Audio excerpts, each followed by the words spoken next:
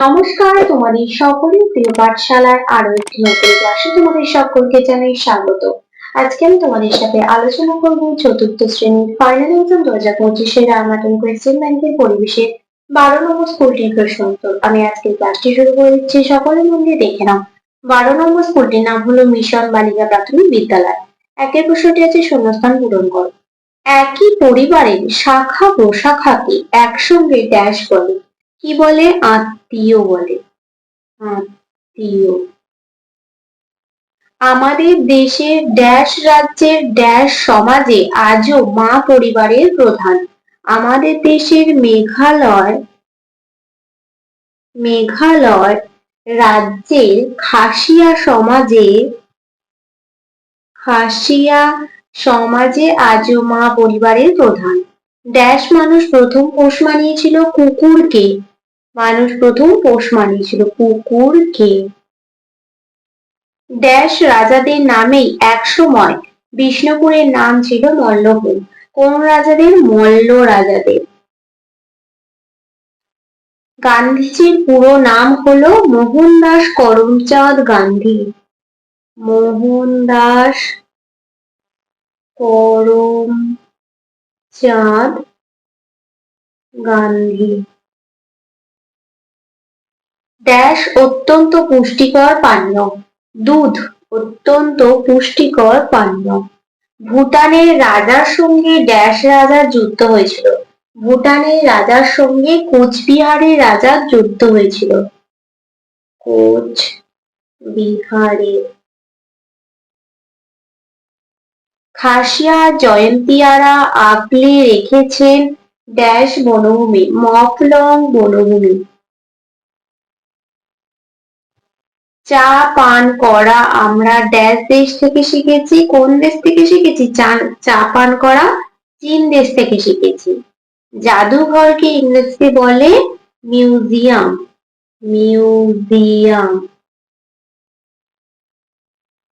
দুইয়ের প্রশ্নটি বলেছি সঠিক উত্তরের উপরে টিক চিহ্ন দাও। গান্ধী স্মারক সংগ্রহশালা উত্তর 24 পরগনা না দক্ষিণ 24 পরগনার ব্যারাকপুরে আছে? উত্তর 24 পরগনা। ব্যান্ডেল চার্চটি তৈরি হয়েছিল 1660 সাল নাগাদ না 1440 সাল নাগাদ? 1660 সাল নাগাদ। কোণারকের সূর্য মন্দিরে রথের চাকার সংখ্যা হলো 18 জোড়া না 12 জোড়া? 12 জোড়া। কেরালায় না পাঞ্জাবে জোয়ার গম বাজরার চাষ বেশি হয়? পাঞ্জাবে জোয়ার গম বাজরার চাষ বেশি হয়। পরবর্তী পৃষ্ঠায় কি কি প্রশ্ন দেওয়া আছে দেখে নেওয়া যাক।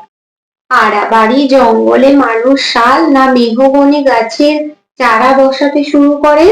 শাল গাছে চারা বসাতে শুরু করে। দিল্লির জামা মসজিদ তৈরি করেছিলেন মুঘল সম্রাট আকবর না শাহজাহান? শাহজাহান। তিনের প্রশ্নটি আছে নিচের প্রশ্নগুলির এক কথায় উত্তর দাও। কে গান্ধীজিকে মহাত্মাজি বলে ডাকতেন? রবীন্দ্রনাথ ঠাকুর গান্ধীজিকে মহাত্মাজি বলে ডাকতেন। রবীন্দ্রনাথ ঠাকুর। পশ্চিমবঙ্গের কোথায় কোথায় আলু রাখার হিমঘর আছে? বর্ধমান ও হুগলিতে। আমাদের দেশের সবচেয়ে পুরনো জাদুঘরটির নাম কি? কলকাতার বিড়লা মিউজিয়াম।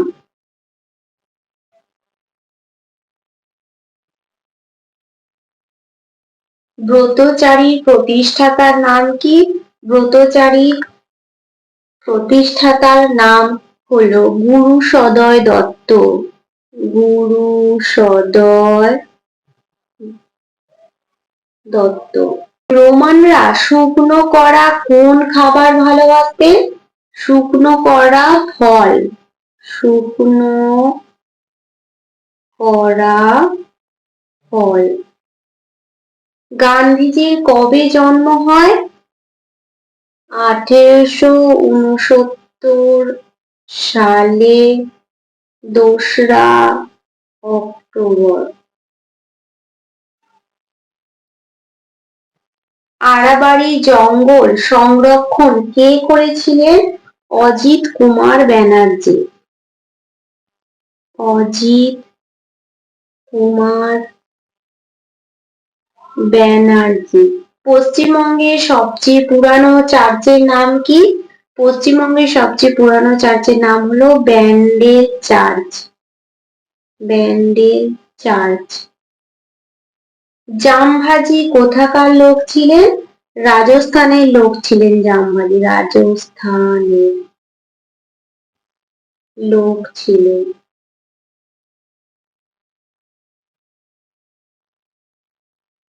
আমাদের দেশে ছোট গুল্ম মিশিয়ে কি তৈরি হয়েছিল? আমাদের দেশে ছোট গুল্ম মিশিয়ে জারক রস তৈরি হয়েছিল।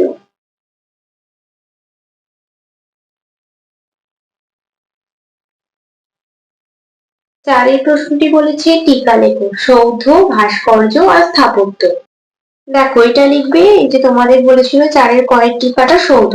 সৌধ একটা স্থাপত্য, তার সঙ্গে কারো না কারো স্মৃতি জড়িয়ে থাকে, যেমন মমতাজের স্মৃতিতে বানানো বলে তাজমহল সৌধ। তারপরে দেখো আছে ভাস্কর্য। পাথর বা অন্য কিছুর গায়ে খোদাই করে নকশা মূর্তি ফুটিয়ে তোলা হয়, একেই ভাস্কর্য বলে। তারপর আছে দেখো স্থাপত্য। পুরনো দিনের বাড়ি, মন্দির, মসজিদ, গির্জা এগুলিকেই স্থাপত্য বলা হয়। উদাহরণ বিষ্ণুপুরের রাসমঞ্চ। পাঁচের প্রশ্নটি বলেছি ক স্তম্ভের সঙ্গে খ স্তম্ভ মেলাও। পটচিত্র সংগ্রহশালা কি হবে? নয়া পিংলা। লেপচা মিউজিয়াম, দার্জিলিং। রাজা ভাত খাওয়া প্রকৃতি বীক্ষণ কেন্দ্র, জলপাইগুড়ি। আদিবাসী মানুষের সংগ্রহশালা, রাঁচি। ব্রতচারী গ্রাম, ঠাকুরপুকুর। মফলং পবিত্র বনভূমি, মেঘালয়। ছয়ের প্রশ্নটি বলেছি নিচের প্রশ্নগুলির যথাযথ উত্তর দাও। উত্তর লেখো। কয়ের প্রশ্নটি আছে ভারতের দুটি মসজিদের নাম লেখো। ভারতের দুটি মসজিদের নাম হলো দিল্লির জামা মসজিদ ও কলকাতার টিপু সুলতান মসজিদ। ক্ষয়ের প্রশ্নটি বলেছে মমি কাকে বলে? দেখো এটা লিখবে, মিশর দেশে রাজা রানীরা মারা গেলে তাদের মৃতদেহ ওষুধ দিয়ে রাখা হতো, সেই মৃতদেহগুলিকে মমি বলে। গয়ের প্রশ্নটি বলেছে বিশ্বনয় কাদের বলা হয়? প্রায় 550 বছর আগে জামবাজি নামে একজন খুব জ্ঞানী ব্যক্তি ছিলেন। তিনি মানুষকে পরিষ্কার পরিচ্ছন্ন ও শান্তিতে থাকতে আর পরিবেশ ভালো রাখতে ভালো ভালো উপদেশ দিতেন। তার শিষ্যরা 29টা উপদেশ মেনে চলত বলে তাদের বিশ্বনয় বলা হয়। 20 মানে 20 আর 9 যোগ করলে 29। বিশ্বনয়রা অকারণ গাছপালা কাটে না, কোনো পশু পাখির ক্ষতি করে না। ঘরের প্রশ্নটি বলেছি দুটি বিজ্ঞান কেন্দ্রিক সংগ্রহশালার নাম লেখো।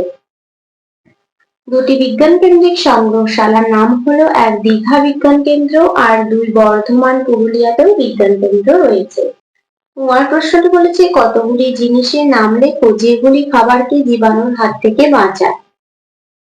নুন, ঘি, মধু ও তেল। দেখো তেল লেখার পর লিখবে খাবারকে জীবাণুর হাত থেকে বাঁচায়। ছয়ের প্রশ্নটি বলেছে সত্যাগ্রহ কাকে বলে? সত্যের উপর আগ্রহ থেকে সত্যাগ্রহ কথাটি এসেছে। গান্ধীজি মনে করতেন সত্য আচরণই মানুষের কাজ হওয়া উচিত, তাই সত্যের জন্য তার আন্দোলনকে বা লড়াইকে সত্যাগ্রহ বলা হয়।